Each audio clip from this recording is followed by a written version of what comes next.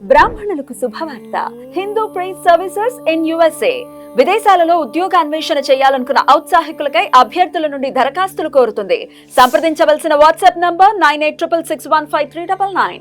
నమస్తే, welcome to our channel. నేను పద్మిని. ప్రస్తుతంతో పాటు ప్రముఖ ఆధ్యాత్మికవేత్త, ఆస్ట్రోన్యూమరాలజిస్ట్, ఎనర్జీ వాస్తు స్పెషలిస్ట్, శ్రీ విద్య ఉపాసకులు శ్రీమతి జయప్రద గారు మనతో పాటు ఉన్నారు. మాట్లాడదాం. నమస్కారం అండి. నమస్తే అమ్మ. శ్రీమాత్రే నమః. రైట్, బోర్డు మీద ఆల్రెడీ రాశారు. సెప్టెంబర్ 1వ తారీఖు నుంచి అక్టోబర్ 1వ తారీఖు వరకు రాశిఫలాలు చెప్తున్నారు. రైట్, మరి ఎలా అండి, ఒకసారి గోచార ఫలితాలు ఎలా ఉన్నాయి, గోచారం ఎలా ఉంది, అలాగే ఎన్నాళ్ళ ఈ గోచారం వల్ల ఎంత రిజల్ట్ అనేది ఉంటుంది? ఎందుకంటే ఇది చెప్పారు కానీ మాకు జరగలేదు అనేది వినడానికి ఎందుకంటే ఇంత కష్టపడి స్టడీ ఇది డెఫినెట్ గా చెప్తూ ఉంటే ఎందుకు అవ్వలేదు అనేది వింటే మాత్రం ఒకంత ఆశ్చర్యంగా అనిపిస్తుంది. అసలు గోచార ఫలితాలు ఎంత రిజల్ట్స్ ఇస్తాయి, అసలు గోచారం ఎలా ఉంది? తప్పకుండా గోచార ఫలితాలు అనేది మనకి మన జాతకం ఉంటే 100% ఈ గోచార ఫలితం అనేది మనకి 10 నుంచి 15%. అంత తక్కువ. జాతకం లేని అంటే మాకు టైం అబౌట్ తెలియని వాళ్ళకి, సో ఈ పేరుతో 30 ఏళ్ళ నుంచి నడిపిస్తే ఆ పేరుకున్న అక్షరం నామాక్షరంతో ఈ రాశి అనుకునే వాళ్ళకి ఈ గోచార ఫలితం అనేది 40% పనిచేస్తుంది. ఎందుకంటే ఎప్పుడైతే పేరు ఎక్కువగా వాడుకు మొదలవుతుందో ఆ పేరు రావడానికి కారణం ఏంటంటే ఏదో ఒక గ్రహం అనుగ్రహం ఉంటేనే వస్తాం. అసలు ప్రతి మనిషి భూమి మీదకి వచ్చాడంటే ఏంటంటే వాళ్ళకి ఏదో ఒక అనుగ్రహం, వాళ్ళు ఏదో చేయాల్సిన పనులు ఉన్నాయి, దానివల్లే మానవ జన్మ ఎత్తారు. మానవ జన్మ ఎత్తడం అంటేనే కర్మను మనం తొలగించుకోవడానికి, మనం చేసిన ప్రారంభ కర్మలు ఏవైతే ఉన్నాయో అవి తొలగించుకోవడానికి. సో తొలగించుకోవడానికి పుట్టినప్పుడు ఏ పేరుతో మనం ఎక్కువ పిలువబడుతున్నామో ఆ గ్రహాల అనుగ్రహం మనకు ఉందని అర్థం. సో అలా అప్పుడు గోచారాన్ని 40% తీసుకుంటాం. జాతకం ఉన్న వాళ్ళకి, టైం ఆఫ్ బర్త్ కరెక్ట్గా తెలిసిన వాళ్ళకి దీన్ని 15% తీసుకుంటాం. 15% ఎందుకు తీసుకుంటాం అంటే చాలా ఇంపాక్ట్ ఉంటుంది. 15% అంటే చాలా తక్కువనే కాదు, చాలా ఇంపాక్ట్ అది. సో గోచారంలో మనకి రాహు, గురువు, శని భగవానుడు వీళ్ళు చాలా పెద్ద గ్రహాలు.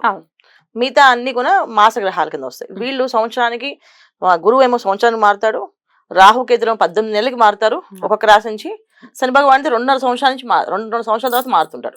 సో ఆయన ముందున్న వెనుకున్న రాశుల వాళ్ళందరికీ ఆ ప్రభావం ఉంటుంది ఖచ్చితంగా. ఆయన వక్రిస్తూ ఉంటారు కదా, సో వక్రించినప్పుడు వెనక రాశి వాళ్ళకి ఇబ్బంది, ముందుకు వెళ్తున్నాడు ముందు రాశి వాళ్ళకి ఇబ్బంది. ఆయన సో శని భగవాన్ ఉన్నాడు అంటే మెయిన్.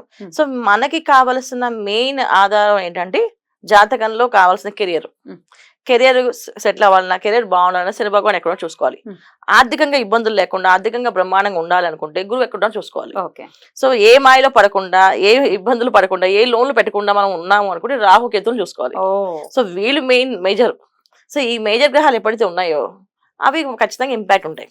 ఆ సంవత్సరం అంతా ఏ రాశిలో వీళ్ళు ఉంటారో ముందు వెనక ఉన్న రాశుల వాళ్ళతో సహా ఆ రాశి వాళ్ళకి ఇబ్బందులే. అయితే మాస ఫలితాలు ఎందుకు చూసుకుంటామంటే ఇక్కడ రవి మారుతాడు, శుక్రుడు మారుతుంటాడు, బుధుడు మారుతుంటాడు, కుజుడు మారుతుంటాడు. ఇవి మాస గ్రహాలు ఎందుకు అంటే మనకి ఇవి మారడం వల్ల కొంతవరకు ఈ పనులు చేయొచ్చు. ఇప్పుడు మనం ఈ లోన్ పెట్టుకోవచ్చా పెట్టుకోకూడదా, ఈ లోన్ తీసుకోవాలా వద్దా, కొన్ని విషయాలు క్లారిటీ వస్తుంటాయి. ఆ విషయాల కోసం మనం ఏళ్ల తరబడి వెయిట్ చేయలేదు. ఈ గ్రహస్థితిని బట్టి కూడా చూసుకోవచ్చు. ప్రమోషన్ కావాలి, చూసుకోవాలి. అందుకని ఈ మాస గ్రహాలు అనేది మనం ఖచ్చితంగా చూసుకొని ఈ మాస ఫలితాలు ఎలా ఉన్నాయి చూసుకుంటాం అన్నమాట. ఒకసారి గోచారం ఎలా ఉందో ఒకసారి. సో గోచారంలో మీనంలో రాహు నాన్న, సో వృషభం రాశిలో గురువు, తర్వాత కన్యలో కేతువు, కుంభంలో శని భగవాన్ వక్రించి ఉన్నాడు. నవంబర్ దాకా ఉన్నాడు ఆయన వక్రించి. సో అందుకని ఖచ్చితంగా మనకి ఏంటి ఇబ్బందులు ఉన్నాయంటే వాళ్ళు ఉండే ఇంపాక్ట్ మనకి ఉంటుంది. ఏమేమి ఉంటాయి అంటే ఆర్థికంగా కొంచెం ఇబ్బందులు ఉంటాయి, బద్ధకం ఉంటుంది మనుషులందరికీ, చేయాలని పనులు చేయాలనిపించదు. ఎందుకంటే మీనంలో రాహు ఉన్నాడు కనుక ఖచ్చితంగా మనకి పూజల దగ్గర, తర్వాత నోములు చేయాలన్నా, దానాలు చేయాలన్నా బద్దకిస్తుంటాం. మిగతా విషయాన్ని యాక్టివ్.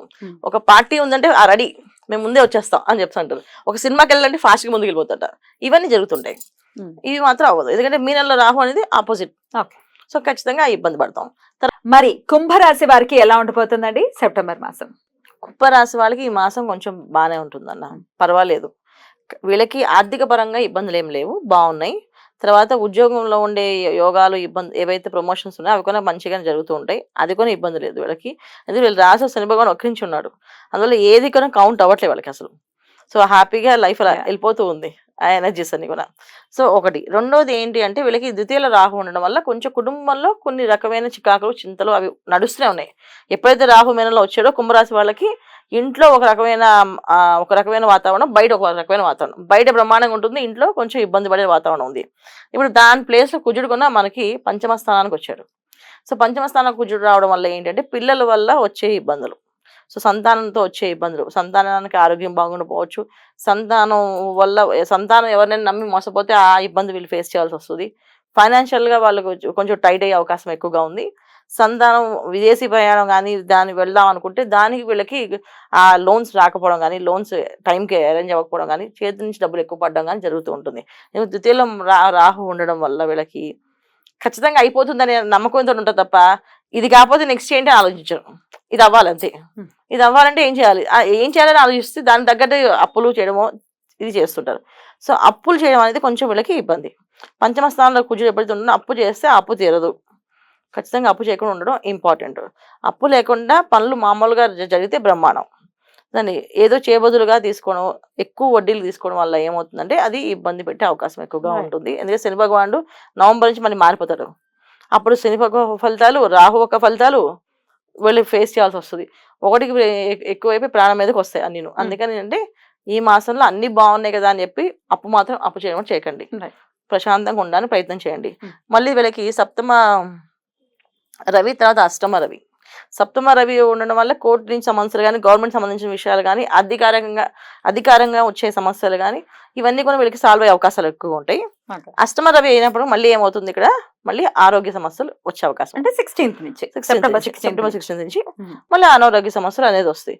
సో జాగ్రత్తగా ఉండడం, పీస్ ఆఫ్ మైండ్ తో ఉండడం అనేది important. So peace of mind అనేది వీళ్ళకి రాహు ఎప్పుడైతే మీనంలో వచ్చాడో లేదు, తగ్గిపోతుంది ఆటోమేటిక్. ఎందుకంటే ఏదో ఒక మాయలో పడ్డాం.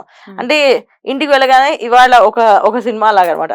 సో ఇవాళ షాపింగ్ అని చెప్పి డబ్బులు ఖర్చు పెట్టాం, లేదా ఇవాళ అందరూ కోప్పడి తిట్టుకున్నాం, మేము అందరూ బాధపడుతున్నాం అని చెప్పి ఆ బాధ వినడం.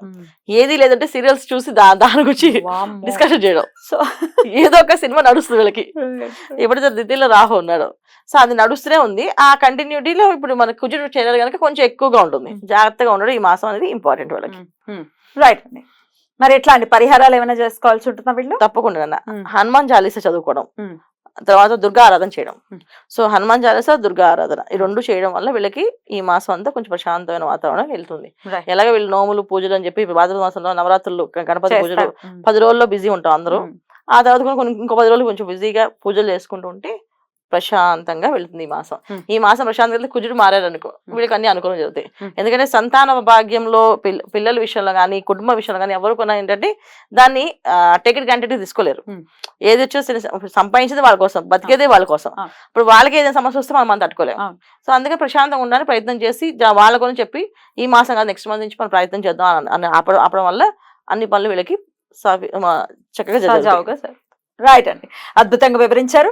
చెప్పినటువంటి విషయాల్లో జాగ్రత్తలు తీసుకుంటూ ఈ మాసం చాలా జాగ్రత్తగా డీల్ చేయాలి కుంభరాశి వారిని మనస్ఫూర్తిగా మనవి చేస్తూ ఇక నెక్స్ట్ ఎపిసోడ్ లో మీన రాశి గురించి తెలుసుకుందాం. థ్యాంక్ యూ అండి. నమస్తే అమ్మా. శ్రీమాత్రే నమః.